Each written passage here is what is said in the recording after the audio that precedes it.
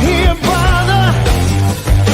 I'm rocking and rolling. This is all there is. This is all there is. There must be more than this. If it ain't so, we might as well rock and roll.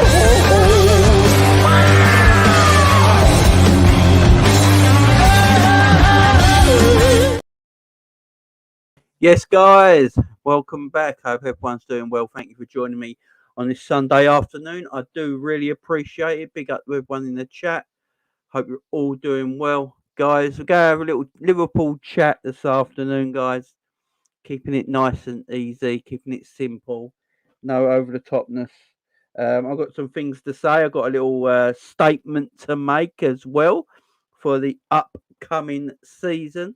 But before we do all that, guys, please don't forget to go and smash the like button. Hit the subscribe button as well if you've not hit that already. And yeah, don't forget to share as well. We've got a goal of 5,000 subscribers here. We're on 4.3k right now. 700 more for 5k. Let's hit that share button and subscribe if you're new. All that good stuff. But big up to everyone in chat. I hope you're all doing well. Big up John in chat, Umar in chat, Jay Kismet in the chat, Aaron, John, Gary, Honesty, Ravi, man like Jave, Kings. Big up Redbird as well. Everyone in chat, hope you're all doing well. Big up to you guys. Thank you for joining me. Paul in the house as well. Crypto Nation in the house. Big up everyone. Thank you very much for joining me. Like the trim, Jamie, my man with the fresh trims. Yeah, you got to keep the hair short. You know what I mean? Got to keep the hair tidy. Yeah. So what we're going to talk about today? We're going to talk about this Lavia situation. We're going to talk about the transfers coming into Liverpool. Obviously, I think we all heard Jurgen Klopp's interview. I take it everyone's heard Jurgen Klopp's interview. We'll talk about that as well. But before we start, I've got a little statement to make. So this is my statement. Big up Ashley in the chat as well. Big up Goat Since. Hope you're doing well. Big up Daz. Right. So my statement. My statement. So here we go. Right. Last season. Let me clear my throat first. So last season, I was getting a lot of people say I was a bit too negative last season. I was too negative. I was having a go at Klopp too much, all that sort of thing. So what I'm going to do this year, this season is this. I'm going to be more positive. Yeah. I am going to be positive, Jamie. Right, I'm going to be more positive going forward into next season. Right, I'm going to back our players to the hill. I'm going to back our manager to the hill. I'm going to back everything at the football club to the hill. Yeah, no more negativity. Yeah, no more negativity. I'm going to be more positive going forward into this new season. Jurgen Klopp's interview, I ain't going to lie, it got me. You know, his little podcast he did with Liverpool TV, it got me. His little interview got me. I ain't gonna lie. I'm not gonna sit there and pretend, nah, bam this man. Nah, I listened to him, and he got me. He got hold of me yet again. Klopp, I don't know how Klopp does it. He's charismatic. He's charming. Don't know how he does it, but he's got me again. So I looked at it and thought about it and thought, no. I don't want this to be a negative Liverpool channel. I don't want this Liverpool channel to just be negative for negative sake. Right? What I will do, guys, as you know me, I will call out things that need to be called out on as the season goes on. You know, I'm not going to be overly positive just for the sake of it. If things need to be called out on, I will call it out, yeah? I will do that, or I will. The rants, I know everyone likes a rant, right? Yeah, there might be a rant here and there next season if there needs to be. But I will try not to rant just for the sake of ranting, because I know there's a lot of people. I get comments sometimes saying that I'm fake. I rant for no reason, and I do it for clicks. Yeah. I'm a 4,000 subscriber channel, and I do it for clicks. Yeah, okay, whatever. No, I'm just gonna go a bit more positive this season. Just a little bit more positive. If things if there's things happening in the season, like if Klopp's tactics are a bit, whoa, what you doing, Jurgen? I'll go and call him out on it. Yeah, I, I just want to be a bit more positive. And what I get sick and tired with, right? This is one thing I do get sick and tired of. Yeah, that we put our players down all the time. Like all our players are apparently crap. Like we look at all the new players at all the other clubs. Like I know there's Liverpool fans and fans of looking at Chelsea yesterday in their win against Brighton and looking at all their new players and going, "Wow, we haven't got play like this. We don't do build up play like this. Oh, look at Modric's goal. We don't play like that. Oh, look at the link up play from the new boys and all that. Oh, I wish we had that." It's like what? Yeah, we had link up play like that against Coleshaw the other day. You know, I get a bit like annoyed with it now. It's really starting to bug me. It's eating away at me. It really is. The negativity towards our players is really, really, really eating at me now. Yes, some players are not as good as maybe they should be. You know, like a Darwin and stuff like that. But I want to be a bit more positive about them because they're not shit players. They're not crap players. I don't know why we put our. I don't know why as a fan base we put everyone down in our team all the time. So I want a little bit. I want to be a little bit more positive going forward. Um, that's not saying that you know. Look, half time in the Chelsea game on the first game of the season, all that could go out the window. You know what I mean? We don't. We just don't know. We just don't know. It's like that could all go out the window. That can all go out the window. Don't worry, guys. I'm not being positive just for the sake of being positive because people give me some grief online and in my comments saying I'm too negative all the time. That's not what I'm doing. That's not what I'm doing. As I said, all this could change at half time in the Chelsea game doing the watch along. You guys know me, it, it could all change. It could all change like that. I'm happy with everything right now, and we're gonna get to it. Big up Abdul in the chat. Um, Abdul, I've saved your comment. I'll talk about it in a little bit. Okay, I've saved your comment, and we're chatting in a little bit about it. All right, my man. Thank you very much. Um, yeah, I mean, I get called weird things on social media all the time, saying I'm too negative and all that. Because look, I'm going to be truthful with all you guys. I'm quite a truthful Liverpool fan. No, I'm quite a truthful Liverpool fan, and I think that's why you guys like me. I think that's why you guys come over and watch me. It's because I'm not going to bull crap you.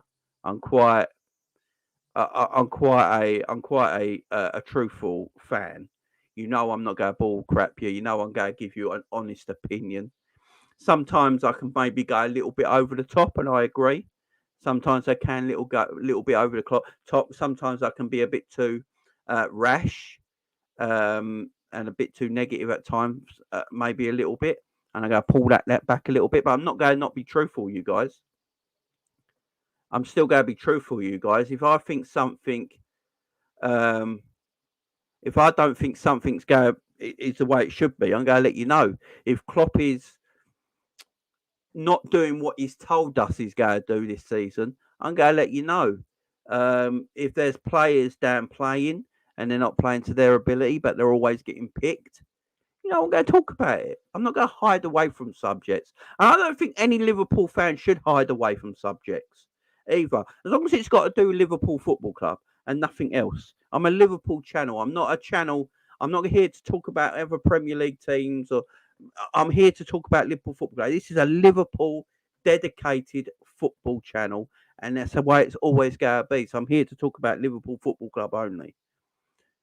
And the way I'm not going to hide away. I'm not going to hide away from all that. I'm going to say it how it is, and I think you guys like that. So that's how I'm going to continue.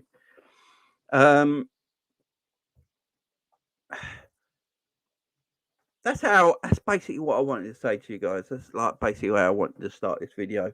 Just talking about that.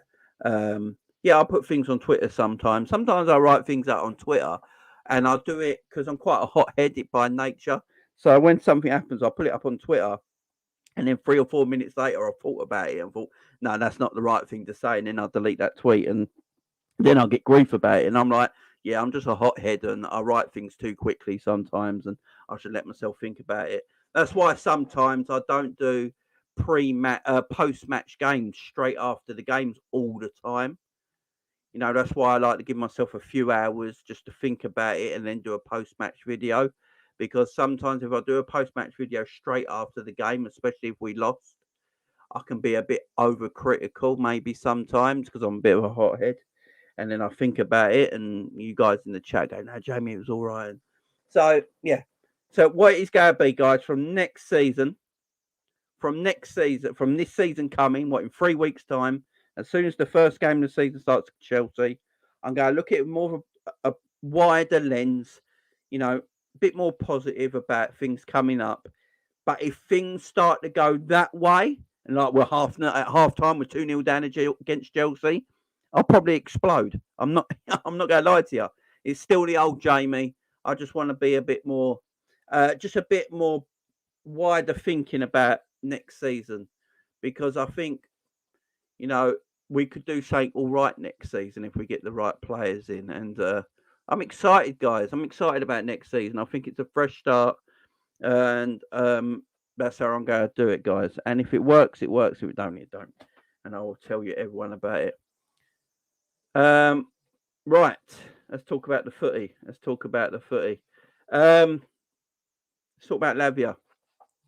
So apparently, Fabrizio Romano has been saying now that Liverpool are very much even for Lavia. It's a deal that Liverpool want to do. Since he said that, I've seen a lot of people on social media and Twitter, especially, and other YouTube channels talking about it and saying that, why is it taking Liverpool so long to get this deal done for Lavia? Why it's only 50 million? Why is it taking so long to do this deal? It is a good question to ask. Why is it taking so long? And I'm not quite sure. I'm not quite sure why it's taken so long. Maybe one of the reasons is they didn't expect the Fabinho transfer. I think that's a transfer that shocked Liverpool a little bit. That someone actually bid for Fabinho, and it was 40 million. They couldn't turn it down. I've said numerous times on this channel and on other channels that I've been guests on that I don't think Liverpool really, really wanted the number 6 this season. Like a proper number 6 that starts over Fabinho this season. That's why they got McAllister and Szoboszlai in. If Liverpool wanted a proper defensive midfielder, I believe they would have gone and got that after the McAllister transfer. But they went and got Szoboszlai in instead. So they got McAllister and Szoboszlai there. And I think the way Liverpool are looking at it, thinking, right, we've got Mkhitaryan and Szoboszlai there. We've got Fabinho. We've got Henderson. We've got Curtis Jones. We've got Thiago. We've got Stefan Bajcetic.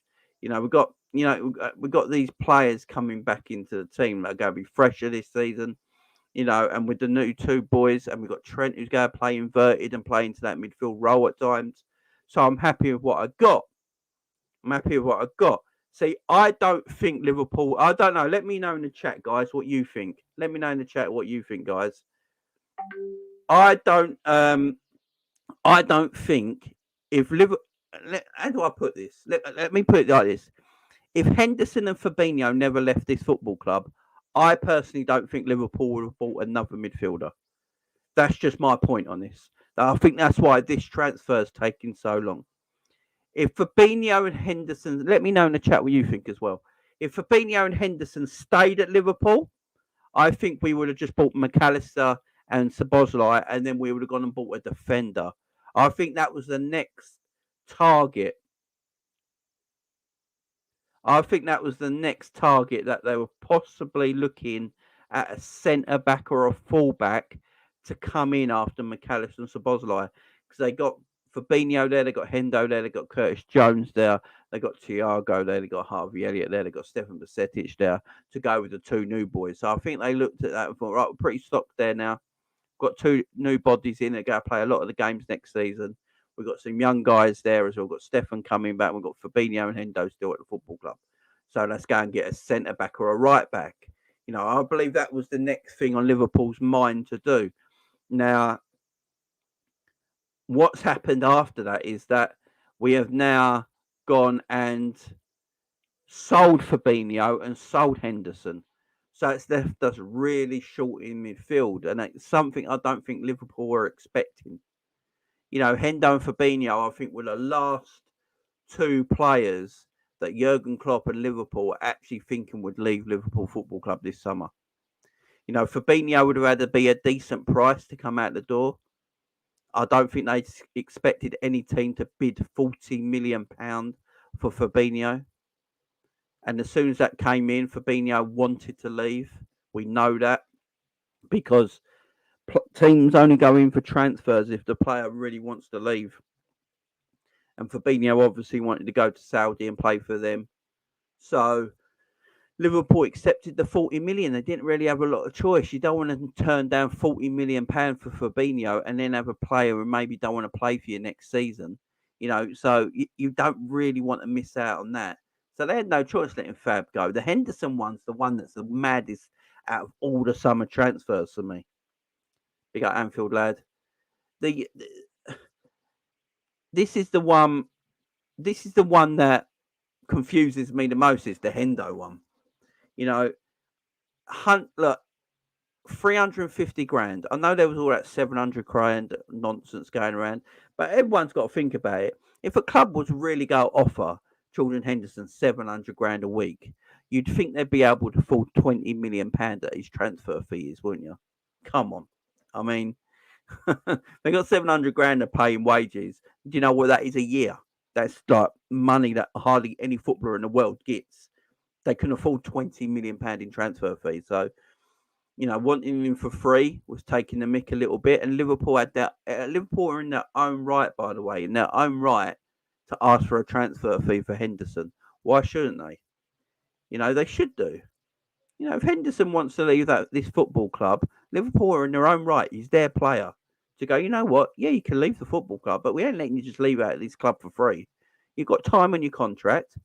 We ain't. We're not just letting you go. So they're in their own right, man, to get a fee for him, and they got a fee for him, £15 million, going up to £20 million in bonuses apparently, and he's going to sign for his new club. So them two are out the door almost. Apparently they've had medicals yesterday. I think, I believe Henderson had a medical in Manchester yesterday, and he's flying out to Croatia now to do pre-season. And with his new team, and Fabinho has had his medical and he's gone. So these two players are left. I think by the end of the weekend, tomorrow, you'll hear the final thing saying, all right, they've gone. They're not Liverpool players no more. It's all official. It's all done. So they're out of our football club. So now Liverpool are looking at it and thinking, right, we need midfielders in. We've got a short window to get players in. Now, when I see people talking about the Lavia deal and why is it taking so long, I can understand what people are thinking, but you got to remember is Liverpool, I don't think, wanted that midfielder while Fabinho and Henderson were still at the club. I think that was just things they were looking at. And now Henderson and Fabinho have left the football club. Southampton want 50 million for Lavia. Now, is Lavia worth 50 million right now? Probably not. But in the market that we're in right now, the market that football is in right now, it's a potentials market. You look at all the players leaving and going, and especially in this country, look at the players Chelsea are buying that are young for over the value of the price they're worth. It's because we're in that sort of market at the moment. We're in a potentials market. And Liverpool going to have to buy potential unless they go ridiculous and buy an experienced CDM on a lot of money. I mean, we'll get to that in a minute, but you're looking at potential. And Lavia is potential. He's a very good talent, and he's definitely got a very, very bright future. I think we can all agree with that. But that bright future, is it 50 million straight up? It's not just Liverpool are not willing to meet the £50 million valuation, is it? Arsenal weren't willing to meet it. Chelsea weren't willing to meet it. And Man City have got a buyback on them for the following season that they can activate. Southampton want a bit more for their buck because they've got to pay the percentage back to Man City. So they want the 50 million. And again, I will say, Liverpool, Southampton are in their right to ask for 50 million for Lavia. They're in their right to. Again, Southampton, I know they got relegated, but they got money there. they probably don't really need to sell.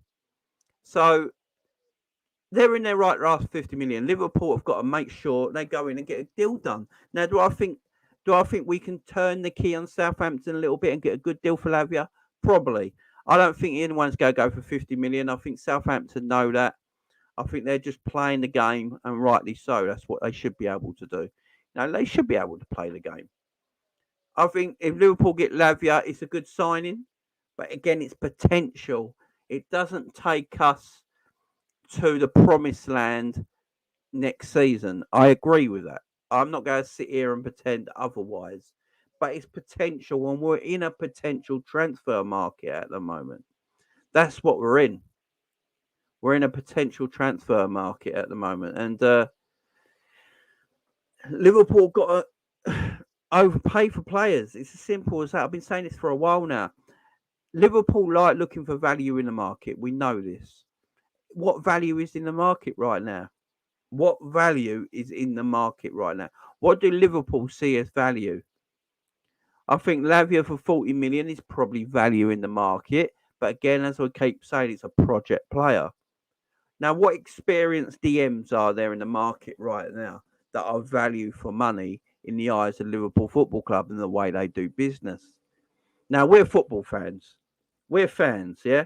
And you, me, everyone in the chat, me, everyone, all Liverpool fans, we are different. Fans are different to owners, to managers, to players, and all that, yeah? We're different. We can't understand why you can't just go, right, just go and get two Shemenic, go and get Chouameni, go and get, I don't know, go and get Valverde, go and get Caicedo, go and get Caicedo. Why can't Liverpool just go and do that if they're willing to buy 50 million for Lavia? And I agree. Why can't they do that? Now, the problem with these sort of transfers is these transfers take time. Liverpool weren't in the market for a number 6, a proper experienced number 6, till Fabinho left. Now, Fabinho's not officially left Liverpool Football Club yet. If he officially leaves tomorrow, that's the 24th of July that Fabinho's left. Liverpool are looking for an experienced number 6 in a very small window. And the talent pool of defensive midfielders that are experienced and at a quality are at probably clubs that they're not going to leave unless you offer ridiculous money. And that is the issue we sit in right now, guys, ain't it? What are we going to pay? And I agree with people as well. Why shouldn't we go for Caicedo? Why shouldn't we go for Chouameni?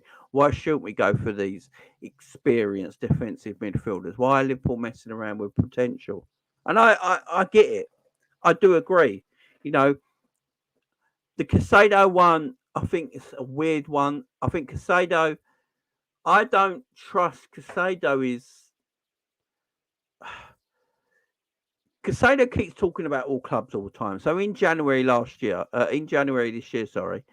Caicedo was talking about going to Arsenal. I want to go Arsenal. He almost stopped playing, didn't he? Didn't he sort of stop playing for a week or so, went on strike or something like that? I can't quite remember. Something happened and they said he was injured or something like that. But he wanted to go to Arsenal in the winter transfer window and he didn't get his wish.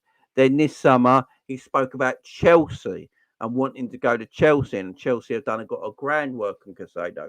The rumours of Chelsea put in a bid for Caicedo that Brighton turned down flat because it weren't enough money.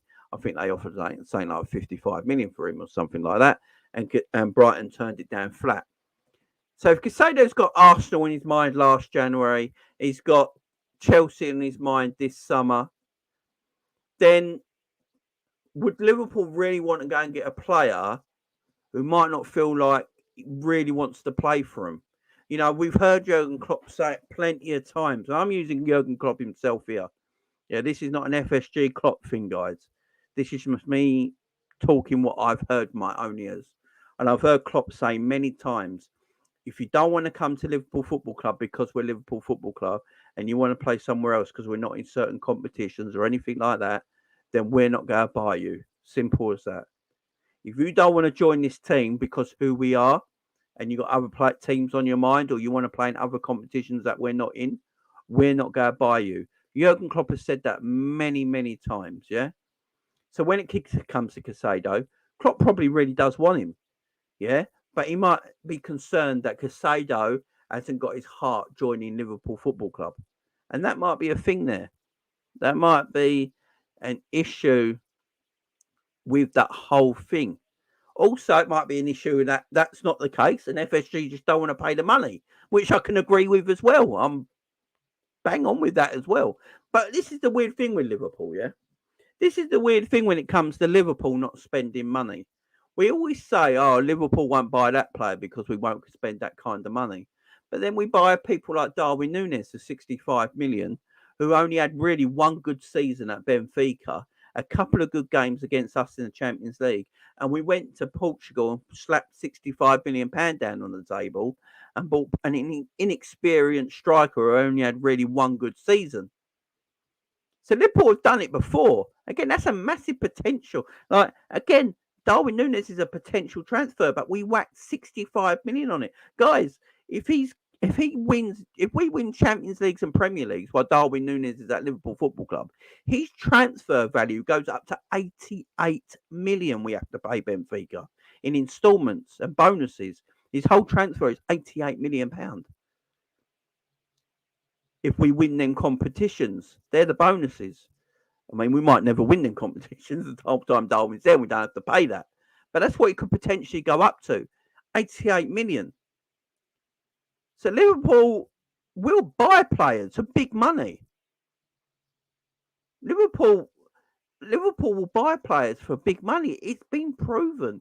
You know, Virgil van Dijk was trying to be bought before Coutinho left. We got to remember this, guys. We tried to buy Virgil van Dijk before Coutinho left the football club. Before there was any word that Coutinho wanted to leave the football club, we wanted to buy Virgil van Dijk. Yeah, and then we got done for tapping up. We had to wait for January. We still bought Virgil before we sold Coutinho. You know, because we bought him in the Boxing Day, if I remember rightly. We spent, and that, by the way, that broke a world record. I know it was from sale of another footballer, yeah, but we still broke a world record for a centre back. We then went and broke the world record the following summer for a goalkeeper. So Liverpool do spend money, right? They do. I think we got to pretend. I think we got to take it out of the thing that Liverpool don't spend money, because we do. This is something rival fans get really peed off at Liverpool about, pretending that Liverpool don't spend money. You know, the rival fans always say, well, how did you buy Salah? How did you buy Mane? How did you buy Alisson? How did you buy Van Dijk? How did you buy Robbo? How did you buy Gini Wijnaldum? How did you buy Fabinho? How did you buy Henderson back in then? How did you buy Shaqiri? How did you buy Taki Minamino? How did you buy Kelleher? How did you buy, you know, all these players, you know? How did you buy Darwin Núñez? How did you buy Jota? How did you buy Diaz? How did you buy Thiago? You know, I think we got to come to the fact that Liverpool do spend money. We just don't spend the money that our rivals spend. That's the difference. Liverpool do spend money, right? We just don't spend the money our rivals spend. And then I see always nonsense online as well. Big up, Booger Boy. I hope you're doing well. Big up everyone in the chat, by the way. I appreciate your comments. Guys, what I'll do, I'll go back on some of your comments in a bit and we'll read them down, all right, man? We'll go back on some of these comments in a bit. It's a chilled out Sunday session. And I'll go back and read some of your comments in a bit. Keep coming in, guys, and I'll go back on a lot of the comments and we'll go down them and read them out. I ain't forgetting about you guys, don't worry. So we do spend, we just don't spend as much as our rivals do, and that's that. And I've always had this thing as well. Like I always see this on Twitter, especially when people go, Liverpool fans go, you know, the Liverpool fans I question if they're actually Liverpool fans. They're the Liverpool fans I really do question. Are you really a Liverpool fan? Because the way you're talking makes me wonder, man. And they talk about, Bournemouth have Bournemouth have spent more on us this window. West Ham have spent more on us this window. Blah, blah, blah, blah. But then you've got to put valuation against that player. Who are they buying in comparison? Let's compare players that both teams have bought. Yeah? Let's compare players with both teams have bought. I remember the summer we won the Premier League. We bought Tsimikas, Jota and Thiago. Yeah? I think A lot of other teams in the Premier League probably spent more than us that summer. But then compare them 3 players to a lot of the teams that people spent on. This is the problem I have with football today, in this day and age, is that, Aston Villa go and spend more money than Liverpool, but are they buying better talent than Liverpool, or are they overspending on talent? This is what I'm trying to say. Cody Gakpo bought for 44 million potentially. I think it's 38 million up front. Diaz 50 million. Salah was 35 million. We bought Fabinho for 40 and we sold him for 40. It all depends on how you spend money at the same time, not always how much you spend. Look, if opposition player, we got to. I don't think we're sell to buy, by the way, guys. I think that's a myth. I think sell to buy is a myth. I really do. Sell to buy is a myth. Remember, we bought Virgil van Dijk before we sold Coutinho. So that's buy to sell. It's not sell to buy. We hardly sell anyone before we buy. This sell to buy stuff is a bit of a myth. Who did we sell when we bought Diaz in the January? No one. No one. All clubs have got to sell players. You've got to sell footballers. Man City have got to sell footballers. Newcastle have got to sell footballers. Yeah? Arsenal now, you go and talk to Arsenal fans, their next thing is next season, they got to start shifting players out the door. Now, Arsenal are trying to find 50 million for their striker at this moment in time, which will pay back a lot of the money they spent this summer. You have to sell players, guys. What is wrong with selling players? I've never understood this. I've never understood what's wrong with selling players. And guys, net spend is not real because you don't buy players up front. You buy them in installments. Everyone buys players in installments. Everyone does. Hardly anyone buys players up front. So you've got installments on players and you sell players with installments as well. Yeah? So net spend can't be real. Unless you're buying a player for £100 million all up front, no installments, yeah? And then you sell a player for £80 million, no installments, then you made 20, and then that's the net spend of 20 million quid. Then that's official.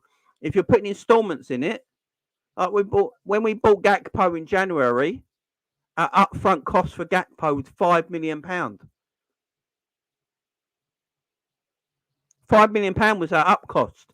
So if we're doing net spend for real, guys, we got to put installments into it. So if we go put installments into it, that's put the up price cost on every player we bought. Yeah, and then do net spend that way. Gakpo was a £5 million £5 million upfront cost. So let's put that in the January thing. We spent £5 million in January. If we've got to do it like that, we've got to do it the right way, man. We got to do net spend the right way. Averages over time, of course it does. But I'll let you know something. Have you seen Real Madrid's net spend over 5 years? Have you seen Real Madrid's net spend over 5 years? They've sold more than they spent. Real Madrid have sold more than they've spent over the last 5 years. You know what I'm saying?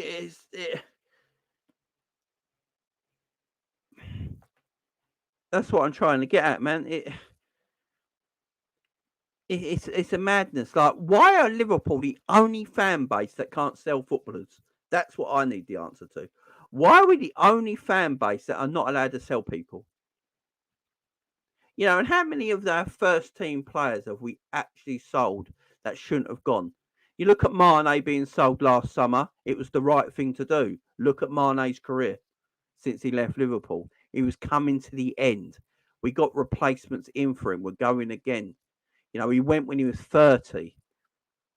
Apart from Coutinho, how many players have we actually sold that are in their prime in recent years?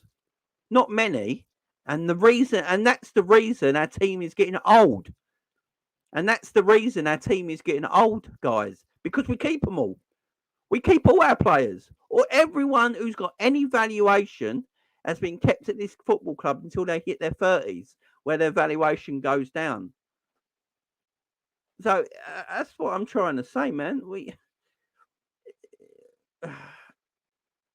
Madness to me.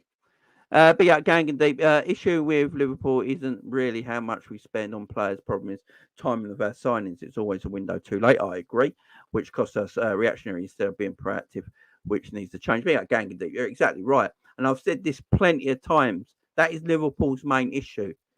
Is that they only react at the time.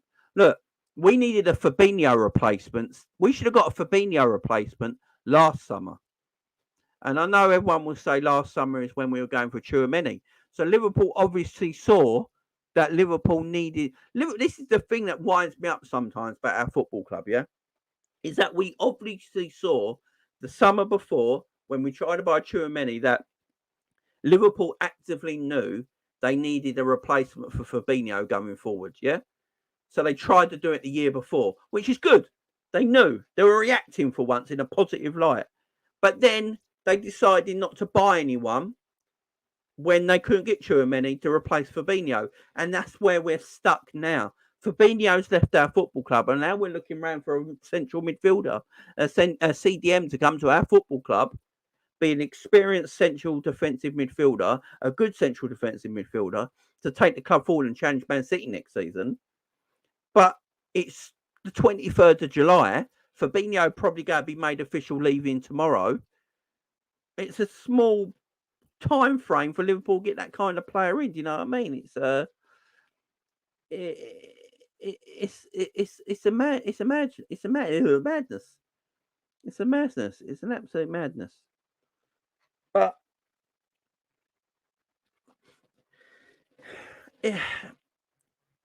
Liverpool need to do more, and I've said this for time now. I'm not letting the owners off by any stretch of the imagination, guys. None at all. None at all. We're Liverpool Football Club at the end of the day. You know, the size of this football club, right? The size of this football club alone brings in so much revenue and so much wealth that this football club should be able to spend whatever they want every summer, in my opinion. Doesn't matter who our owners are. It really doesn't matter who owns Liverpool Football Club because the club is so big on its own. Liverpool Football Club is a franchise. It's arguably top 5 biggest clubs in world football. And name alone, Liverpool Football Club sells tickets, sells TV rights around the world. You watch when we go to Singapore next week, guys. You watch the fans there lapping it up. We're like rock stars over there. The name Liverpool Football Club, the amount of wealth this club has coming in on every year, the amount of revenue, commercial revenue. If you manage this club properly behind the scenes, like the club have been doing, they will make so much money. So every summer, this football club should be able to spend really what they want every summer, in accordance to the law and FFP and all that sort of stuff. Yeah. So accordance to all that, Liverpool should be able to spend what they want every summer, and that's my problem with the ownership, because if Liverpool really wanted to, they could go and spend 200 million this summer. It won't affect the bank balance. It just won't. With Liverpool Football Club, you go and spend 200 million this summer. You give Klopp what he wants. Liverpool go back to winning things again. If Liverpool go back to winning things again and get back to the promised land where you want them, guess what? Guess what comes with winning? Money. Yeah, money and fame comes with winning. So the more you win, the more money and fame you get in. Yeah, which makes your club even bigger and more money comes into your football club, which means you can spend more money and keep, so I don't get FSG's approach by that. That's what I don't understand about FSG's approach about, why can't we spend money? Like, that is one thing I don't get. I will say that. I've got another super chat here. Big up, retired Slatan. Jamie, if Jurgen could, he would kept Milner and Hendo's legs only. We need a CDM destroyer that complements Trent. I absolutely agree, my friend. I absolutely agree. We do need a destroyer. Big up Gang and Deep as well. Transfer strategy needs changing. Just Can't just sign project players for the future. Need ready-made players to win now, and a mix of both is what sustains success. Exactly. You know, Vigo, drunk Vigo. That is what Liverpool need, man. Liverpool going forward need a mixture of both. Look, we've had a mixture of both. You go back to when Klopp really started his football club and he tried to get in the players he wanted. It took him 2 or 3 years to get the players he really wanted. Then when he got them in, we started kicking on. You look at that Champions League. I still think the best Liverpool team is the Champions League winning season, the 97-point season. I know people are going to say that's mad because we got 99 points the following season and won the league. But I honestly think it might just be me, but I just feel that Champions League winning season, that team, that squad was Jurgen Klopp's best. I know we won the league the following year, and people was going to think, Jamie, you're talking crap, we won the league the following year. I literally think that was Liverpool's best squad under Jurgen Klopp, the Champions League winning season. I think we played the best football. We looked the best. We looked unbeatable. We looked destroyers. Everyone was scared of us. You know, we carried that on the following season and won the league.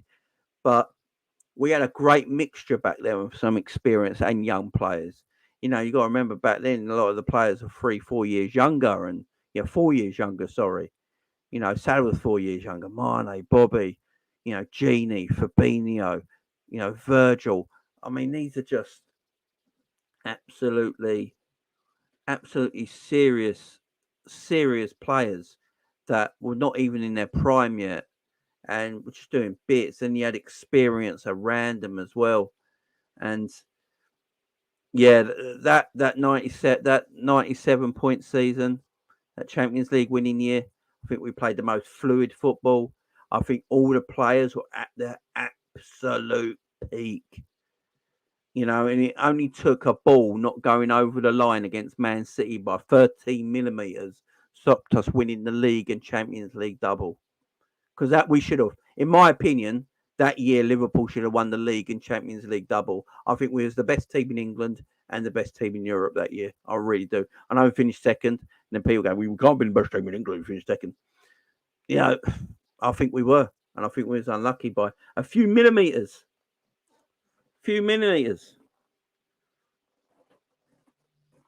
And we would have been Premier League and Champions League winning team, man. Yeah, unbeaten in 70 games during that time as well, man. It was just, John Stone's mental clearance. That's it. It was just mad. It was absolutely mad. Big up everyone in chat. We've got 210 people in here. We've got 115 likes. Let's try and get that to 200 likes if we can. Please go and press that fun button right under the video right now and get them likes there. It helps the channel grow and gets the algorithm moving. Everyone, new people will find my channel. So please go and smash that like button. I would appreciate it. Thank you very much. Remember, it's all free to do, guys. Subscribe, like, share. Everything is free to do. So Lavia, guys, what do we think? I think the Lavia deal will happen. It looks like it's something Liverpool want done. My worry is that Lavia is the only one that comes in, and that's an issue for me. I think we need 2 more. Look, I'll be realistic. I've said this for a while now. I wanted all the old players, all the deadwood in our midfield gone, and new players come in. If you want a new rebuild, if you want a fresh rebuild, that's what you should do. Yeah, I didn't think they'd do it in 6 weeks. That's just madness. I said do it in 12 months, one summer to the other summer. Get rid of all the old guard in 12 months. You got this summer, you got the January, and then you got the following summer. That's 3 transfer windows where you can start getting rid of the old guard, get the new players in, and you rebuild the midfield. But Liverpool were like, nah, stuff that. We're doing 6 weeks. And that's just madness to me. Absolute madness. And that's a little bit of a worry to me. How many players are leaving the football club? Oxlade-Chamberlain, Naby Keita, Bobby Firmino, James Milner, Jordan Henderson, Fabinho. That's a lot of players leaving the football club all in one summer, in one time. Now, I've gone on record to say this plenty of times. I don't think you have to replace every single player that's left. I think that's just stupid. You don't have to replace every single player that's left, because a lot of these players never really played for Liverpool. You know, Ox and Naby are always injured. How many games did they really play in 2 years? Not a lot. Are they going to be missed? Not really. So I'd rather bring in more quality. I've said this for a while now. Liverpool needs 7 quality first team midfielders. That's what Liverpool need. 7 quality central midfielders. That's what Liverpool need. That can all interchange, and when they get rested, the other player comes in, and you see no difference. Yeah, you don't want to buy players where the top players are up here, and then their substitute is down here. You don't want that much of a gap. You want it like this. That's where you want it, where one player comes in and he's so good he just takes the other player's place, and they got to fight for it back. That's what you want. That's what you want, man. That's what you want. 7 first team midfielders, same as Man City have got. Man City ain't got like, I think everyone thinks that City have got like about 20 midfielders. They ain't. They play quite a lot of the same midfielders all the time. Yeah, it's just that they rotate really well because the players coming in are at the same level. Yeah, Gundogan, Bruno, uh, oh, Silva, Gundogan, and Kevin De Bruyne are their main midfield three, and then Rodri. Yeah, one of them doesn't play. Foden plays. One of them don't play. You know, it's pretty much the same, and I think that's where Liverpool got to get to. But there isn't the market we're in right now is very difficult to do that because we're in July. You know, and Liverpool have waited too long. That's the mad thing about it. Let me get K-Mac in here. Big up, man. You're all good? Big up, yeah. How you doing? Good show, mate. Good show. Cheers, man. Cheers. Big up, Frank. At the start, we needed 4 mids, a right back, a left side centre back. We brought only 2 so far, so no more project players, please. Yeah, I agree, Frank, but I agree, right? I do agree, but we're in a project market at the moment. That's the issue. We're in a project market. Big up, Trumpy. I'm enjoying the gospel calling. Big up, you, man. I appreciate, guys. Yeah, guys, don't forget to go and smash that like, and I appreciate it. Okay, Matt, what you got to say, my man? I'm really worried, mate. I'm really worried that we just haven't got a plan B. Like it's not that it hasn't happened before, has it? It feels like it feels like we were getting 2 midfielders, and that was it. We weren't getting any defenders. We were just getting those midfielders, Dom and Mac, and Hendo, Fabinho, and Thiago. Because Thiago's, it's all over media now. Thiago's looking at going as well, and there's no smoke without fire.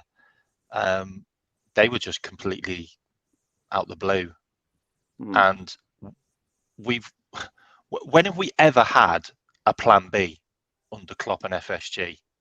Like, we've been caught out with midfielders, we've been caught out with defenders. I mean, for God's sake, we were caught out with a goalkeeper a couple of years ago. Yeah. Like, we didn't have any first team goalkeepers at one stage. We had to play our third choice goalkeeper in a cup final. Like, we've been caught out before. This isn't news. Like, this isn't new. This is what happens with Liverpool under Klopp and FSG. And I feel like that was the plan. Mac and Sabolsai, and there was no players going out. Yeah. And those two have caught them cold. And I don't think we're getting anyone else. I honestly feel like we are not getting anyone else.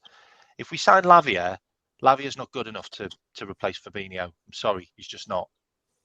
There's only a couple of players that can replace Fabinho, because Fabinho is a really good player. As much as we think he's fell off a cliff, he's still a really good player that works in the system. Oh yeah. And it's hard to find a guy that does that. There's only 2 that jump out for me, and one of them's Caicedo, because he's worked with McAllister already. And the other one's probably Tyler Adams. Like, for me, that could do a job like that. Like, but I don't see any others out there that we're even linked with, contemplating with. It's a worry. Fair enough. Before we get to Albert, big up retired Slatten. Jamie, we need 2 players to cover Fabinho's position. I don't. We need to replace Hendo since we have Mako and Sob. So to do a better job, we also need a centre back. Look, I agree. I'm not disagreeing with everyone's facts here. Look, the Fabinho one's caught Liverpool cold. I've always said it. Henderson as a player, as an actual physical footballer, is very easy to replace. You know that's not a problem. His leadership is different. Is what everyone wants to say. Hendo was a fine leader at our football club, yeah. Um, but physically as a footballer, I could tell you about 100 players who can come in and just take Hendo's spot. That ain't the hardest. Fabinho's the hardest spot, though, because with Fabinho, we've got to forget what Fabinho did last season. Remember Fabinho as the player he was at Liverpool Football Club. That's what you're trying to replace. Because the way we want to play, look, I'm sure we all heard Jurgen Klopp's interview on Liverpool TV. Yeah, I'm sure we all heard it now, and he wants to play possession-based football with a high press and play counter pressing. That's what he wants to play, and he wants to play it better than anyone else can. He wants to be the best possession team, the best pressing team, and the best counter pressing team. Yeah. So that's the way. That's the way Klopp wants us to play next season. So if that's the way he wants us to play next season, you need a number 6 who's not just a destroyer but can pass the football.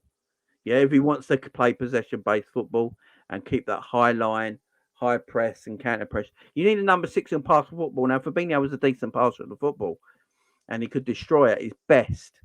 So that's the number 6 you're looking for, Albert, ain't it? Did you ask me a question? Yeah. So I was saying with what Klopp said on his interview, saying he wants to play the best possession football, the best counter pressing, the best pressing. So if he wants to play that, he needs a number 6 who can pass the football. Yeah, we want many things that we're not willing to pay for. That's the problem, right? Because if we had gotten Ugarte, this conversation would have been a moot point. He was available for £52 million. We didn't get him. Some may argue, like you have, that he goes to ground easily. May have a point. But then for what's available now, and I agree with the sentiment that we didn't see the Fabinho thing coming. But that's why we weren't too interested in getting a DM. Despite all the things we were saying before the season ended, that we're going to do rebuild, whatever. What we were really going to do is to get only 2 players and call it a rebuild. And now we are in serious, crapland if we don't get the players. And Dominic Szoboszlai is injured. So you know what happens when Liverpool say it's just a slight knock, he's getting a scan. You know what's next. So Well, I hope he had his scan, didn't he? And they said it was nothing. that's what they said about Firmino. Remember, that's Yeah. what they said about. Apparently, the word coming out is that Szoboszlai just he didn't get tackled or anything like that. He just fell over on the training pitch. Well, it happens. So let's hope. I'm just hoping that it's not a serious injury, and but back to the market issues. There aren't many good DMs out there, like you guys have said. There are many, and those that are out there are very, very expensive. I mean, Florentino Luis, 105 million euro. Sheikh Doucouré, that they bought for 21 million. Crystal Palace have listed him out at 70 million. Lavia, 50 million that we don't want to pay. Ibrahim Sangare, I think, is out there for 35 maybe. And I think we might as well just go get him, because Liverpool don't like paying for what they want. If we hadn't tapped up Alexis McAllister, and if he hadn't refused to renew his contract after the World Cup, he would have been a 70 to 80 million pound player we wouldn't have been willing to pay for. Wouldn't have paid for him. So we're in a bit of a quagmire. We need to get out there and find a player that fits what Klopp wants to do. He wants to play possession. He wants to be the best possession-based whatever. Basically, he wants to play like Manchester City. If you want to play like Manchester City, you need to pay to play. So the players that can play that kind of game are out there. You need to pay for them. I've heard the Tyler Adams thing being mentioned. I, as a person, really like Tyler Adams, but I don't think Klopp will fancy him because of his height. He's got a better header win ratio than Fabinho. Whoa, I looked at the stats. That's a shocking statistic. But I really like Tyler Adams. I think Leeds are down because of Tyler Adams. I think Leeds are down because he got injured. So if we're going to get him, let's go and get him. There are some other secondary options that, like what you've been saying about Marcos Llorente. I don't know whether he's like on the downside as a player. And then there are the South American options. If you really want the possession thing that we're talking about, then maybe Alan Varela and Andre Trinidad. It's something. At the very least, buy them too, because they are not even 15 million pound players. There's nothing wrong with buying them too. How much do they earn? I don't know what we're doing, bro. I don't know what we're doing. You know what I can't get my head around? Like, Southampton are literally selling players on the cheap. Like, that's Salalsai, who's the left side of centre back, who I actually think is a good option for us. He's going to Fulham for 15 million. Like Southampton are selling players cheap. Maybe because he ain't. Yeah, you're talking about Mohamed. You're talking about Mohamed Salisu, yeah. Yeah, but Lavia's 50 million. Like, that's just ridiculous. Like, out of a squad of players, like, you've got this weird scenario where one player's 50 million and then they're selling the others for like 15. Like, makes no sense whatsoever. It's because it's a demand and supply thing. It's economics, bro. It's demand and supply. They know that Liverpool badly needs a DM. They know. So that's why and guess what? How many people do you think are really going to go and pay 50 million for Salisu? Nobody's going to. Arsenal is not going to do it. Chelsea I think Arsenal will pay 50 million for Lavia. They won't. I think they will. And after watching them play against Man United, I think they're probably going to be looking around the market, because if they lose Thomas Partey, they are looking. They are not going to sell Thomas Partey. There's no chance they sell. Listen, I said this some time ago, and I was ridiculed. I still stand by it. I think Thomas Partey is a better player than Declan Rice. He may be 30 or 35, depending on what you believe. He's still a better player than Thomas Partey. If you watched them yesterday, Declan Rice, if you watched them yesterday, you would have seen it. You see, when somebody is a local champion, in quotes, somewhere, that doesn't mean you bring him into a certain team and he's the all-conquering hero you think he is.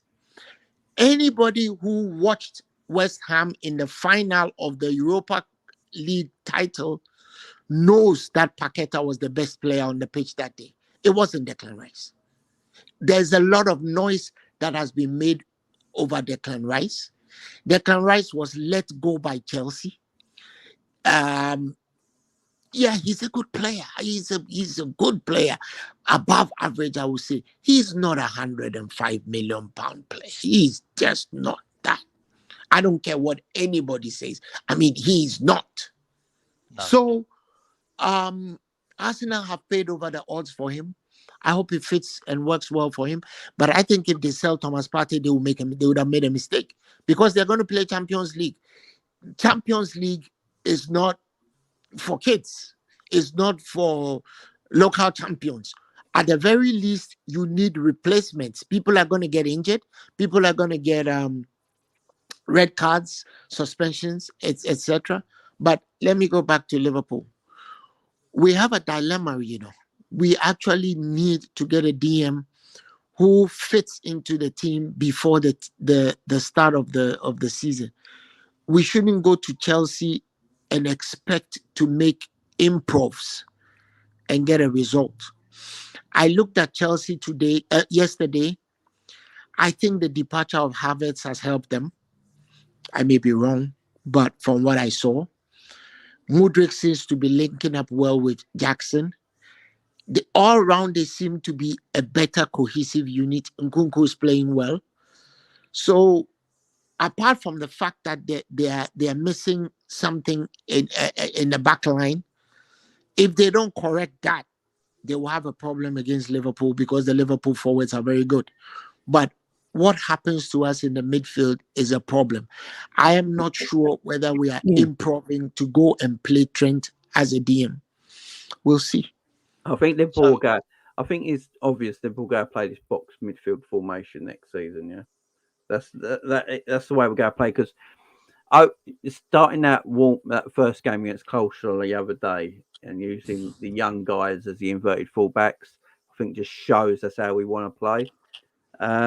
I think that midfield, by the way, I think playing that way suits our midfield and forward line. It just don't suit our defence. But it suits the midfielders we've got and it suits the forward line we got and gets the best out of everyone. And that's the way I want to see us play because we're more creative that way. So I want to see us play that way. So we've got to go and get players in who can play to that standard. So there's a lot of names that we can all shout out. But the problem is if Klopp doesn't rate them and doesn't think they can play to our system and standard, there is no point buying them. It's as simple as that. If you're buying a player, it ain't going to work. And that's my issue with Darwin Núñez at the moment. But, you know, all the names thrown around. I think personally Liverpool go buy someone. I think Liverpool go buy 2 midfielders and that's it. I think I talk about Joe Gomez. They need a defender, man. They absolutely need a defender. I don't think they go buy a defender now because Henderson and Fabinho have left. Can I touch on the DM thing as well? Because I spoke about this on James Redmond's show. I think it was yesterday, day before. Albert, you did a great job on that as well, by the way. Thank you. So let's just think about Liverpool, okay? Because this is what worries me. Liverpool don't like spending money, okay? We don't like spending money. We like getting cheap deals. We like ripping clubs off. That's what we like, okay? We don't like spending over the odds. You obviously touched on it before with the Darwin Núñez thing, but we obviously got him cheaper without the add-ons for the time being because that's what we like doing. And we also did it with Gapco as well. We did it with a number of players, okay?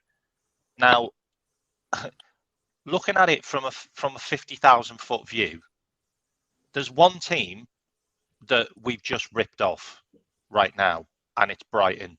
Okay, they have a player that we need in Caicedo.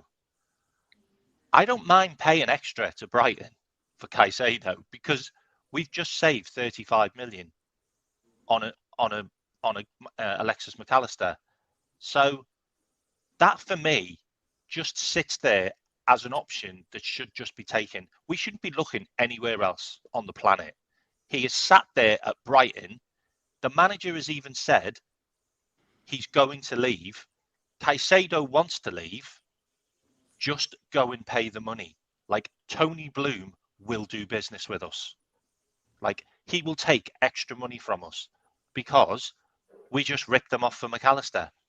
So he's there. He works with McAllister. You already know the player. You already know the patterns.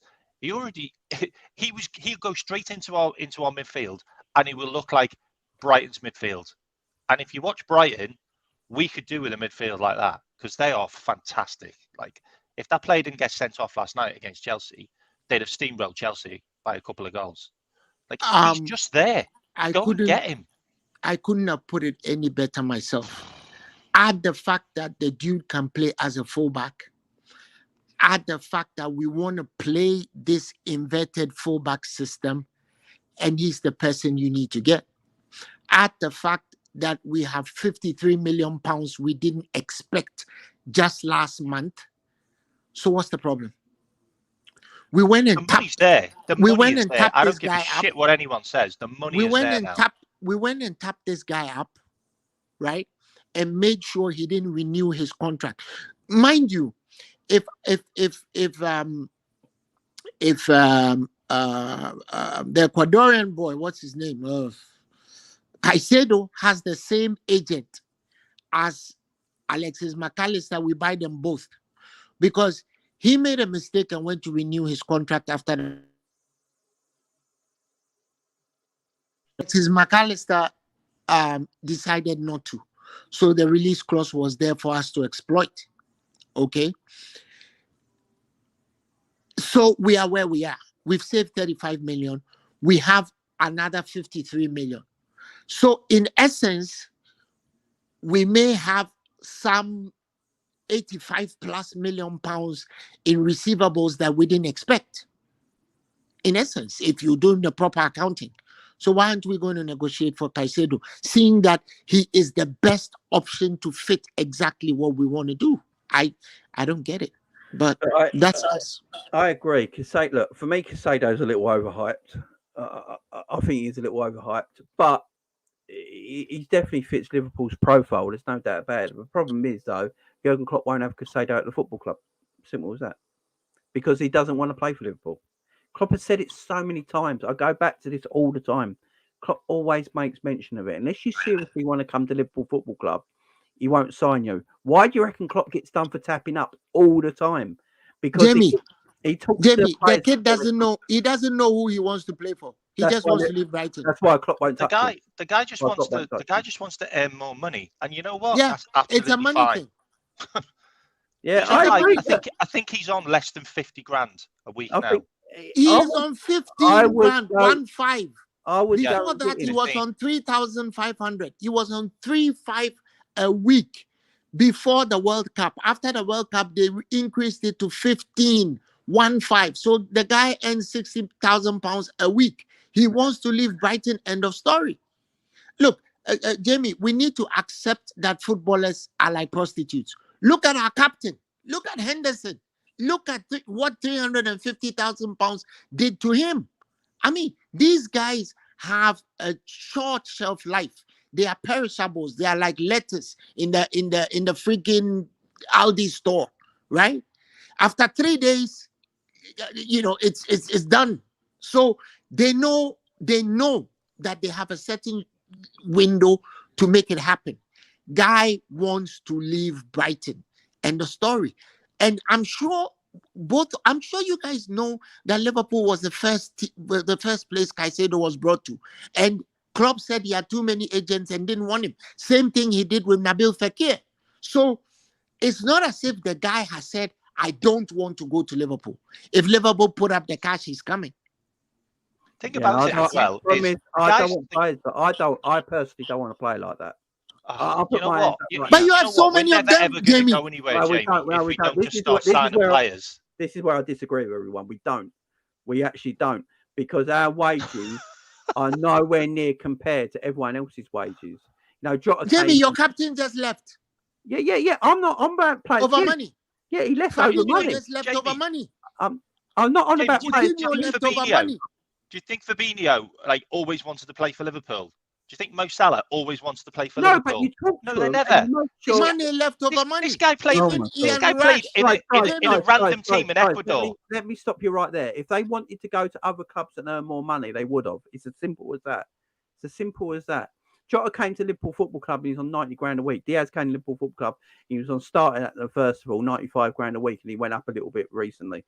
Yeah, we're not on about players that coming in just for the money. I don't want players like that in my football club. It's as simple as that. Mo Salah, I was saying it last time about Mo Salah. Albert will remember this. I didn't want Mo Salah if he only wanted to be at Liverpool for the money. I've already said that. But I look at Mo Salah and the way he plays. The man loves Liverpool Football Club. He absolutely adores the place. And he's staying here and he fights for the club.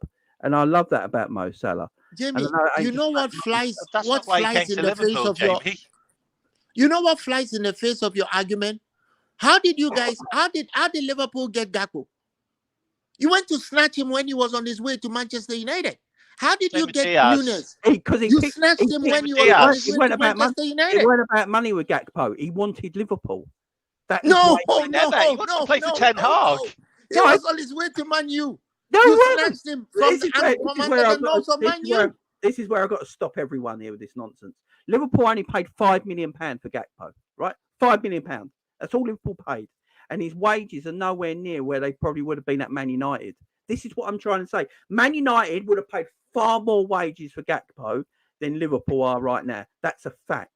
That's a fact. But I'm saying that Manchester United hadn't stamped up the cash, but they were in the process of getting him. 5 million. Right? And guys, £5 million is all we paid for Gakpo up front. £5 million. Jamie, and he's going to be on less wages than he would have been at Man United. He chose Liverpool. I don't get why people. Jamie, what about Diaz? Question. Let me ask what you about question, Diaz? mate. Let me ask you one question. Liverpool instead of Tottenham. Would you rather have Caicedo or Lavia? That's a simple question. I don't care about who they support. I don't care about where they want to play. Like the pair of them probably both want to play for Real Madrid. I would rather have Lavia if he just wants to come to Liverpool. And it ain't about the money. Would you rather have Caicedo or Jude Bellingham? Because guess where Jude Bellingham wanted to go? It depends if they want to join. No, well, that's why. That's why we didn't buy him, because he wanted Real Madrid the whole time. This is what I'm saying. You're just telling me what I've already told you. Caicedo just wants to go to a bigger team than Brighton. Is that a bad thing? That's not a bad thing. I don't want players that don't want to come to our football club that are only coming for wages. I don't want that. We had it with Helaj Juice. I do not want players coming to my football club just for wages. I really don't. I don't know any Liverpool fans. I want football players come to Liverpool, mate, because we fucking need them. Jamie, and we need a Caicedo. I don't want Jamie, there are only three. There are only 3 players in Liverpool who want to come to Liverpool because they are of Liverpool. That's Trent, Curtis Jones, and Jarrell Kwanzaa. Yeah, I don't believe that, and I don't think you guys do either. I don't think you guys do either, and it's a fact. Mo Salah held the team up to ransom for a year, and he deserves his money for increase. Don't you think he deserves his money after 5 years? Don't you think he deserves? He absolutely deserves. If anyone wants to get paid the most, it's the guy that never misses a game. Look, Mo Salah never misses a game. Mo Salah could have left Liverpool whenever. I think he deserves more than that. I think he deserves more than we pay him. Yeah, I agree. I don't understand all this. Again, this is the thing I'm starting to get. That's starting to really niggle at me. It really is that people hate our football club. Liverpool fans hate Liverpool. It's a fact. I've said this many times. There's no one that hates Liverpool more than Liverpool fans. And it's exactly true. And this is. Have you ever been an Arsenal fan? No, never. I'm born Liverpool, died Liverpool. Simple as that. No one. We are better than most of them, man. We are better than most of the other teams. Have you seen what if Caicedo wants to go to Chelsea and he wants to go to Arsenal, he's talking about all these other teams. Go. I don't want you. Simple as that. I want you committed to the cause. That is what I want. I want players committed to the cause. That's why Klopp gets done for tapping up all the time, because he makes sure them players that are coming in because he wants to play for Liverpool. He already said it about Tchouaméni. If you don't want us because we're not going to win the Champions League, go to Real Madrid. And that's where he went. So Klopp says, I'm only saying what Klopp says. But Klopp is still chasing Tchouaméni. That's why I'd be surprised if we ever get Caicedo in the door. And Klopp is still chasing Tchouaméni, Jamie. About money. I don't think it's got anything about money, because we got to stop pretending we don't spend money as well. We just got to stop, because it's a myth.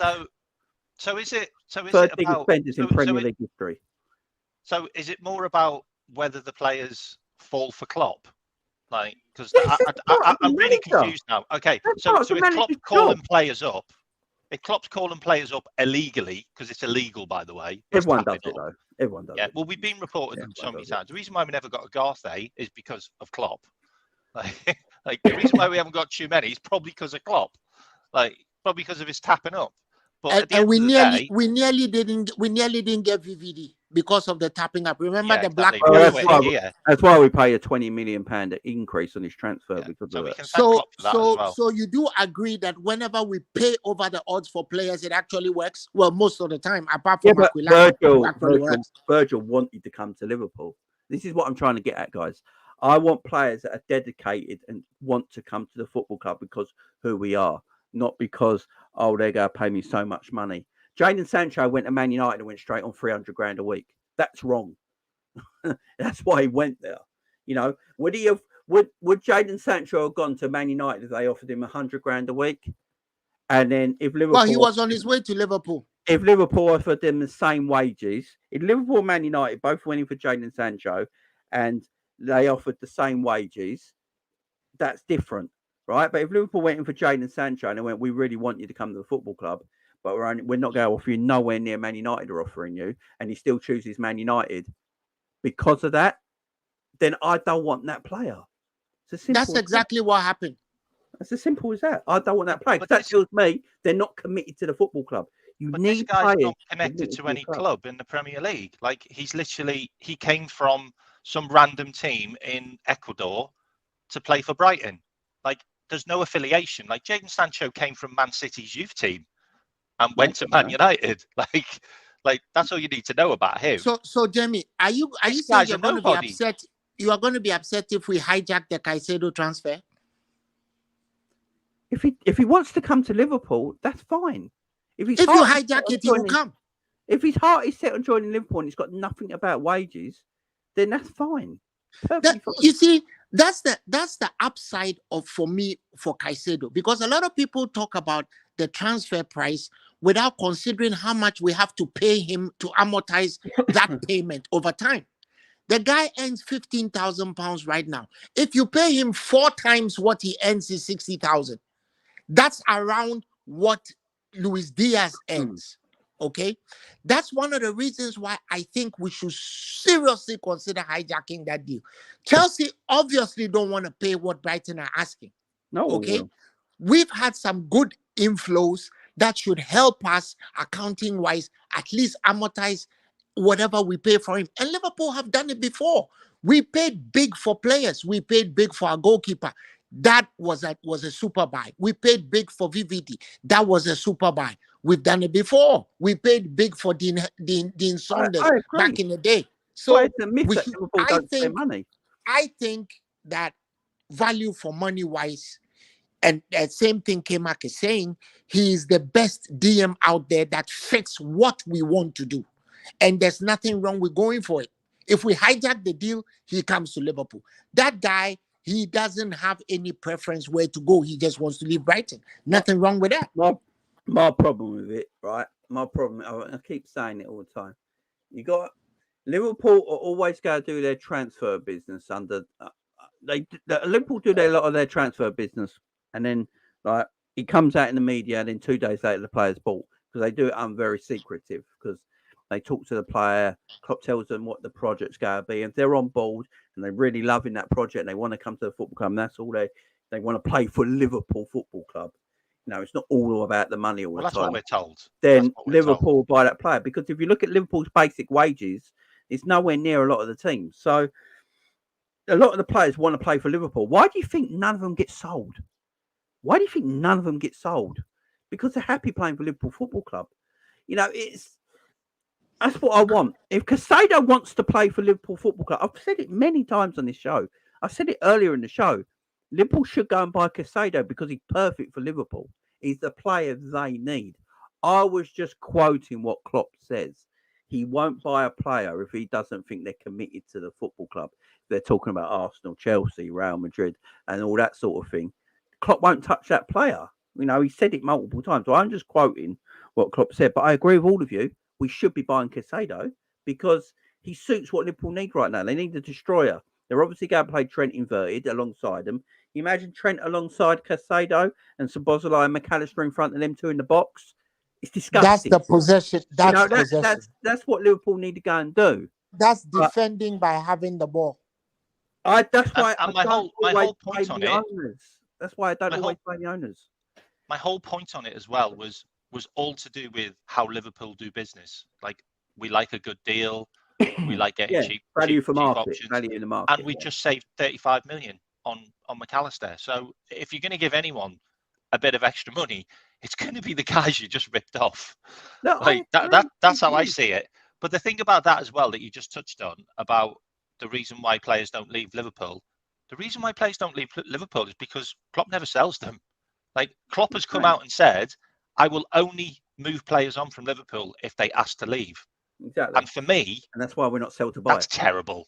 Like, that's just terrible. But that's why I keep saying it. We aren't sell to buy because we don't sell anyone. It's a myth.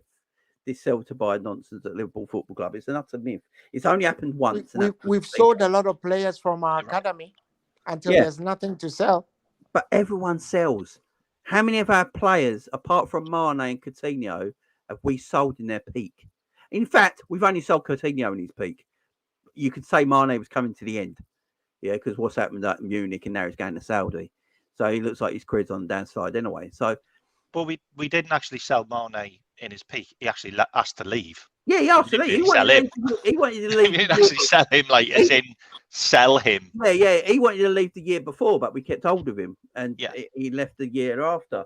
That's what I'm saying. We don't really let a lot. That's why our squad's old. That's why we're all sitting there going, but so old. Teams like Liverpool cannot be selling at the peak of a player. You utilize the player at his peak. You can't sell him at the peak, right? Because we want to win. The only player that Klopp really got rid of was Saka, if I'm honest. Like, it's the only one he's been ruthless with. Saka. Yeah, he was ruthless. He just got rid of him. Yeah, tried to leave him in Alcatraz. It was hilarious. You know, he's literally only one. He's literally tried to leave, get rid of ruthlessly. Him and Benteke, I think, were the two I could think of that he liked. With Benteke, just never played him, made it abundantly clear that he had no future. They're the only two really I can remember. Benteke was Benteke as well. That was insane. Benteke was a special kind of useless. Yeah, I like Benteke. He's still got the record for the most misses in a season. Yeah, I like Benteke at Villa was a very good footballer. It's just and we paid a whopping amount of money for him as well. Yeah, I can't believe we got him back. Too much money. And then Benteke says Klopp's the best coach he ever played for. It's hilarious. We might also be looking at some of the boys at Aston Villa, but I doubt if Aston Villa are selling anything right now. No, that's funny. Look, we know basically says it here. It's basically the players Klopp didn't sign. It's quite true, actually. All of them. True. It's quite true. You know, Mane eventually went. Coutinho weren't a Klopp buy. Hang on, who are the players Klopp has sold that he bought in his era? Mane. Not Firmino. Well, now Fabinho. Thiago. He ain't been sold yet. Yeah, but Thiago's one. If he does go, it goes. But at the moment, I'm trying to think. Mane and Grujic. Not many. Is it Grujic? Did he sign Grujic? Yeah, he sold Grujic in the end. But Grujic is now playing for Porto. Yeah, he loaned him for years, though. It was only, I think, last season we sold him officially. We sold him this season. I'll tell you something crazy. This season. I'll tell you something crazy. Gomez is our longest serving player now. Yeah. You know that? Yeah, Joe Gomez at 24 is the longest serving player. It's mad. Yeah. I think. Yeah. Minamino. Minamino. Lovren weren't a Klopp buy, was he? Was it? Lovren No, he wasn't. Yeah, no, he wasn't. Minamino's a good shout. Fabinho was obviously Klopp buy. It's not many. I mean, it's not like it's a lot. Sacco, I don't think was a Klopp buy. That was the Benitez buy, weren't it, or whoever it was. He didn't buy Benteke either. No. So it's Minamino. But have you guys noticed? I'm sure you guys have noticed that whenever a new manager comes to the team, he targets one player and just makes an example out of him. Yeah, and this is what I'm trying to say, Lo. If you do sell to buy properly, guys, if you're doing sell to buy properly, money balling, what you do, you get your best players, you get into a level where they've reached their peak market value, then you sell them.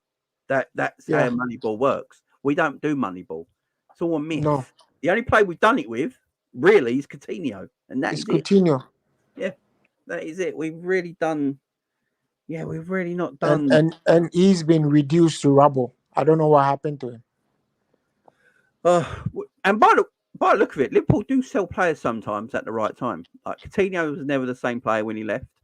Mane, it looked like it was the right thing to let him go then. I think Liverpool got it bang on. I will say that. The only thing with Mane, I don't think they got enough money for him. That was my only thing with Mane. I don't think. Well, we sold Luis Suarez too. Yeah, Suarez was a Rodgers selling, wasn't it? Yeah, it was. Yeah, it was a Rodgers buy. Mane, yeah. I mean, it did make sense keeping Mane in the end because he basically won us 2 trophies. Yeah. Mane, look, so good in those finals. I said it when Mane left. wherever Mane goes, if it was Bayern Munich at the time, which it turned out to be, I always said it, Bayern Munich are not going to get the best version of Sadio Mane. That was at Liverpool. And if you're sending a player who's past his best, it's not the end of the world. It really ain't. What gets me last season is everyone's like, "Oh, you missed Mane, that's why you finished fifth." No, it's not. We missed midfielders. That's why we finished fifth. That's why we finished fifth. Diaz and Jota are fine people to take it. And remember, I think we all forget, as soon as Diaz came in January, Mane went and played centre forward. Diaz took his spot. So there are many reasons why we're fifth. I still believe that Mane is one of them, because Mane gets you clutch goals. Mane was fantastic in the press. I think that his misadventure at Bayern was unfortunate. The injury was also part of it, and of course, him going to punch one of the darling boys of Bayern Munich didn't help him. But I think that even though he wasn't as good as he had been in previous seasons, I think Mane stays in Liverpool. He gets us a few clutch goals that shovels out of fifth position. But I'm not too, looking at what happened to us. I don't think I want to complain too much about us being fifth, because if we had managed to be fourth, we probably wouldn't have bought anybody. I know. I agree. So we wouldn't have bought Dom. We might have bought McAllister, but we wouldn't have bought Dom. Yeah, but that's because we had gone and tapped him up and made him refuse to re-sign a contract. But yeah, we wouldn't have bought anybody. That's true. Yeah, I think McAllister was always going to be on the verge. I'll tell you what's interesting as well. Pep Guardiola was right, wasn't he? Sane was a bit of a dick, and that's why he got rid of him at Man City. Because now they want to get rid of him at Bayern Munich. Yeah. Mane had a fight with him. Pep Guardiola's instincts for letting players go is just amazing. The only reason why he's letting Cancelo go is because of what happened in the match against Liverpool. That's the reason. That's it. Getting turned twice by Salah, and he's like, okay, that's it. You're done. You're going. Yeah, I mean, like with yeah, I mean, yeah, probably right. You're probably right. Behind the scenes with him as well, apparently, on the training pitch. Big up Mac says a question for the panel: have you seen the squad size? Yes. Look, we're going to have a smaller squad. We're going to have a smaller squad this season than last season. There's no doubt about it. But we can afford to have a smaller squad this season coming up because we're playing Europa. So, and I don't know how seriously Klopp's going to take it. I really ain't. I think Klopp's going to put all his eggs in the Premier League this season. I know the last couple of seasons he's tried to go to domestic cups, 1-2, obviously. I feel you might see it different this season. I think Klopp's just going to put everything in the Premier League. And and the cups will be a bonus. I don't know how you guys feel about that. What do you reckon? Top four is going to be really hard, by the way, because that's why he's got points in that bar. Brighton, Aston Villa. Oh, Brighton ain't finished. They're all going to be around there. Can we forget this Brighton nonsense? Can we please? Brighton finished 10th. Honestly, they're not going to be around. This De Zerbi overhype is mad. They're going to be there. I don't think they will. I don't think they will. Jamie, why do you think De Zerbi is overhyped?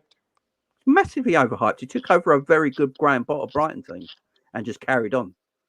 Let's see what he does. Hasn't he done better with the team? Let's see what he does. Let's see what he does next season.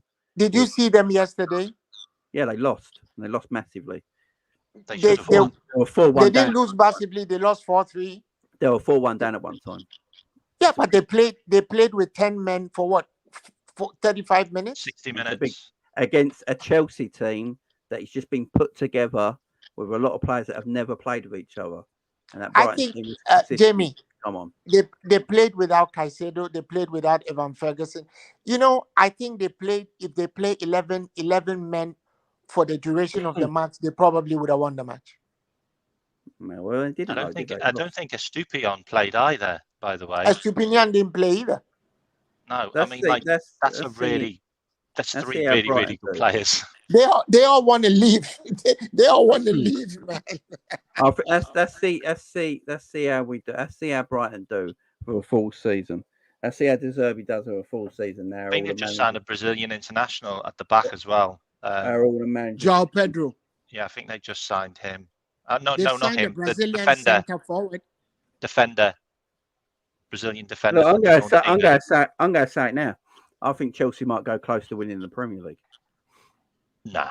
I think It's Chelsea possible. might go close. I think Chelsea might go close to winning the Premier League. They've got a lot of good players in there. They've got a decent coach who's very good with youth players as well and producing young players. And it's possible. They got no Europe. They got no Europe. Chelsea won't make top 4.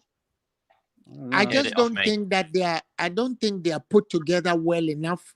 But I think they will do well. I think a lot of people are underestimating them. Chelsea have a history of not doing well one season and coming to win the league the next season. I think they'll do well. I like that Nicholas Jackson kid a lot. I've just seen him once yesterday. I love his link-up play. I love his finishing. I think they've got a good one there. Mudryk is playing better because Havertz left. They're playing better because Havertz left, and I just think Jamie's right there. We shouldn't be underestimating them. The reason I say it with Chelsea like that is because if I go on what Newcastle did last season, and Chelsea got a better team than Newcastle, and Chelsea are not in Europe, then they could be up there. That's all I'm saying. They might not be. They might finish 5th. You know, they might finish 5th and just miss out because they got too many new players. But they got a lot of good players in there. Pochettino's a good coach. I don't think he's the best manager in the world, but he's a good coach. And he's going to improve them. There's no doubt about that. And Newcastle, they're the team I'll be worried about the most. They're the team I'm Newcastle is another team. They were the stingiest defense last season, and they've gone and shored up the midfield. No more Sean Longstaff, and look, no more Alan Saint-Maximin and co. You know, they're looking really good on paper. I don't know what happens. I've got a wild take. Big up Punjab Firmino. Romeo Lavia and Amrabat and Casado and cheaper too. Big up to you, man. Big up to you. Thank you for the super chat. Yeah, I mean I like Lavia. I don't think Lavia's as bad as people make. I like Amrabat. If you put Lavia in Brighton and Casado in Southampton, I think a lot of people talk about Lavia over Casado. I'm just saying there ain't much difference. I'm going to say something wild. I think Arsenal struggle in the Premier League this year, and I agree. I think they'll do well. So don't forget. I'm not saying struggle like they're going to be absolutely crap. They'll still be up there because they've got very good players. But what Arsenal had the luxury of last season was changing their Europa League team around quite a lot and keeping a lot of the first team quite fresh for the Premier League. I think only really Gabriel Jesus and Saliba got big injuries in that team that took them out. But they carried on with the main core of players, especially Partey and Xhaka and stuff like that, and Odegaard and Saliba, Saka and Martinelli, Ramsdale, Gabriel, Ben White. The majority of their teams stay fit all year in the Premier League. They can't do that in the Champions League. They're going to have to play their strongest team in the Champions League every week. Also play the strongest team in the Premier League. And I've been saying this about Arteta for a while as well. Arteta seems to fold when the pressure's on. Last season, if I'm an Arsenal fan, I'm still peed about this. Arsenal should have won the league. They were 8 points clear. Man City, it wasn't even the best Man City. No, this is mad because I'm going to say this. Man City just won a treble. I don't even think that was the best Man City Premier League team we've ever seen. I think we've seen better. I think we've seen better Man City Premier League teams. They won the league on 89 points with no Chelsea and no Liverpool involved. No Chelsea, no Liverpool involved, and they won the league on 89 points with only having Newcastle and Arsenal going for them. So it tells you everything there. And a lot of us Arteta could get over the line. And when they finished, and the year before that, when they should have finished 4th, and they were like 6 points in front of Tottenham with 4 games to go, and they bottled it and finished 5th. Not enough people talk about this. Arteta struggles to get over the line when the pressure is on. You are absolutely spot on. He's a bottler. He does all kinds of things, including buying a dog and calling it win. and all kinds of things that are completely unnecessary. One of the reasons why he doesn't do well this season is that he spent money where he doesn't even need to spend. What's the point in buying Kai Havertz? What was the point? I would rather have bought Mohamed Kudus if I were him, to actually play the role that he wants Havertz to play. He spent £210 million buying players he doesn't really need. I don't think he needed to spend 105 million on Declan Rice. That was a statement signing he didn't need. 68 million on Havertz. Whoa. I think the Jurgen Timber one was okay because of the price, but Timber's a good player. But did he even need to replace Ben White where he was? I don't think so. I think they want Ben White. I think they want Ben White in the middle. I think they're looking. I think what Arteta wants, because Gabriel was good last season, but he's still got that clumsy gene in him, ain't he? Where he gives you away, it gives you something. I think he wants. We did it yesterday. Yeah, exactly. And I think I think he might be looking at Ben White and Saliba as defensive pair, because Ben White's Saliba's the classy defender and Ben White's the footballing defender, and then you got Timber on the right, and they just need a left back really. I don't get the Arsenal signings. For me, they needed a striker, like an actual striker that scores loads of goals, because Jesus doesn't do that. He just doesn't, never has. And they needed a DM, and they needed a really good centre back, because once you get past those two defenders, you're down to Holding, and also the Japanese lad who's not that good. No, they needed to replace Xhaka, and they haven't done that. Yeah, they kept their look. Arsenal. Let's be fair. I think even Arsenal fans will agree with this. Apart from losing Saliba and Gabriel Jesus a little bit of the season, they kept the majority of their team fresh. They kept the majority of their team fresh and played every week. Champions League playing Champions League takes its toll out of players, because that's the cup players want. You know, you ask a player, what can you win as a club player? What's the holy grail? It's the European Cup. It's the Champions League. That's what players want. They have to put 100% effort into their Champions League games, then 100% effort into their Premier League games. That's going to be a harder task this year. Liverpool are going to be better.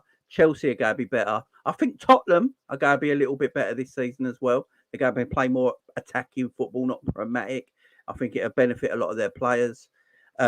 Newcastle, it'd be surprising to see how they do, but I don't think they go forward as much as everyone thinks they might do.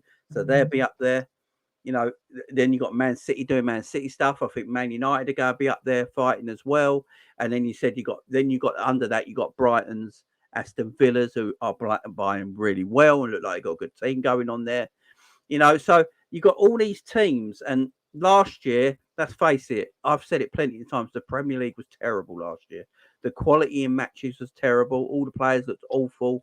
The only two teams that looked any good, any three teams that really looked any good, were Newcastle, Arsenal, and Manchester City. And at times, Man City didn't even look that great. It's only the last 12 games of the season where Manchester City put on their Superman outfit and just decided to destroy the rest of the league for 12 games to go. Before that, I enjoyed watching Brighton and Brentford last season. Yeah, Brighton and Brentford. Look, Brighton arguably played the best football in the Premier League. They arguably play the most attractive football in the Premier League, without a shadow of doubt. You know, without a shadow of doubt, they do. Don't you think the league was more competitive? That's why you're saying that? It was competitive because everyone was average. Yeah. There's no one that stood out for me either. I think apart from Aston Villa in the last 15 games. I think everyone was at a level. I disagree with that. I disagree with that notion. Well, yeah, I mean, Liverpool and Chelsea, look where they finished. I think Liverpool and Chelsea were ass, but I think most of the other teams raised their game. Yeah, but what I'm saying your is, team was ass. Your team was ass. That's why you're saying that. Yeah, but what I'm saying is, if they raise their game and then all the top teams come down a little bit, then it averages out, don't it? That's where I'm coming from. I mean, that's fair. Yeah, that's fair. But I honestly, I was happy to see teams like Brighton, Brentford. Yeah, I enjoy watching it. Good team. Yeah, They actually changed the game with new tactics. Even Aston Villa came on strong in the end. Definitely. But next season, watch out for Aston Villa too. Oh yeah, Aston Villa. I think Aston Villa could be the dark horses for a top 4 place next season. I wouldn't be surprised if Aston Villa went for Vlahovic from Juventus. By the way, like the owners want him. He's such a dead footballer. I don't get it. I really don't. But I wouldn't be surprised if they go for him. Yeah, Brentford might struggle with no Ivan Toney. I agree. He's their linchpin. Yeah, but he's going to come back, isn't he? 7 months though. I wish we got him instead of Nunes. Sorry, just saying it. It might be too late when Ivan Toney comes back. That's the problem. That's the when is he coming back though? Apparently his ban starts because I asked when his ban started. Does it start the day they find him guilty? But apparently it starts when the season starts again. No. It started when he was found guilty. Oh, well, that's what I asked, and then someone told me it's actually a lawyer told me it's actually when he starts. It starts when he was found guilty. So he's back. He's back. He won't be back till February, if that's the case. Yeah, which would be too late. January, February, apparently. I think he'll be back for. I mean, they've got goals in Brighton though. That's the thing about that's not Brighton and Brentford. They've got goals all over the pitch. Like they have defenders and midfielders that pop up with like a couple of goals. Yeah, but it's games. They're really random. It's what Tony does at the end of the pitch to make that happen, though, ain't it? That's the thing. He's the linchpin in that whole thing. Everyone plays off him and what they haven't got a player that does that, have they? I like Brentford as well. I think Thomas Frank's done there. He returns on 16th. He returns on 16th January. 16th of Jan, so just after AFCON. So, yeah, it all depends where Brentford are. Then, if Brentford can keep their position in the Premier League very much alive by the time he comes back, no problem. And Southgate is saying he's taking him to Germany. Yeah, Southgate talks a lot of shit though. Yep. Big up Mac for subscribing. I do appreciate it, my friend. Thank you very much. Guys, we'll go end it there because we could go on all day, but I've got to go shopping. You know what it's like. Need dinner. Great show, mate. Great show. Thanks, guys. I do appreciate it, guys. Thank you for all the chats, the super chats, the subscribers. K-Mac, when are you on? Yeah, I'm doing a show at 6 with someone. Okay. 6. That's when, like 2 hours from now. Then? Yeah. 2 hours. Yeah, coming up. Yeah. All right. Okay. Good luck. And thank you very much, everyone, joining me. I do appreciate it. I love heated debates about Liverpool Football Club. That's what the point of it is. Thank you very much, everyone in the chat. I'll be back tomorrow for the watch along for Liverpool versus Firth. Is that how you pronounce it? I can't remember. 12 o'clock. 12 o'clock kickoff. Random. 12 lunchtime, ain't it? Yeah. Random. Should be good. 12 o'clock kickoff when? UK time. Tomorrow. UK time. So that's like 7 o'clock in the morning here? Yeah. Get up and eat your Lucky Charms and watch. Sorry, mate. That's messed up, man. Might as well do an all-nighter, Albert. You might as well do an all-nighter. So, guys, make sure you hit the notification bell. Hit the bell as well to let you know when I will go live. Thanks for telling me. Because I might just have ended up. You would have slept through it. Yeah, I'd have slept through it. Right. See you later, guys. See you tomorrow.